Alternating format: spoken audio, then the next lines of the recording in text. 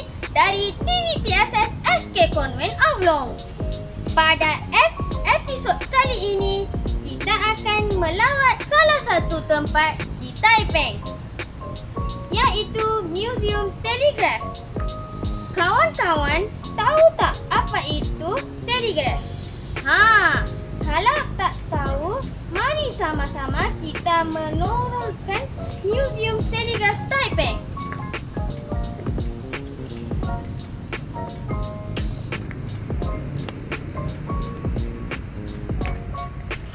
Museum Telegraph dibina di bangunan bersejarah yang dahulu merupakan stesen telegraf pertama di Tanah Melayu, yang membuka pintu kepada kita untuk memahami bagaimana telegraf menjadi alat komunikasi utama pada abad ke-19.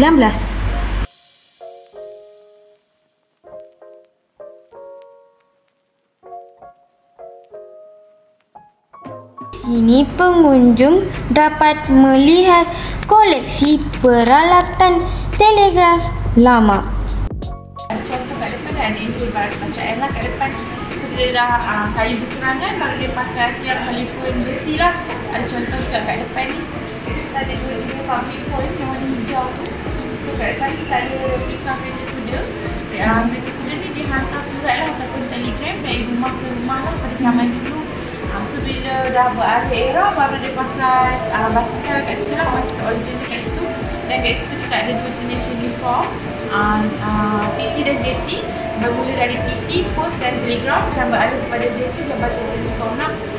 So bangunan ni dah berusia 139 tahun, di mana bangunan ni pejabat pos dan telegraf yang pertama lah dekat Malaysia pada tahun 1885.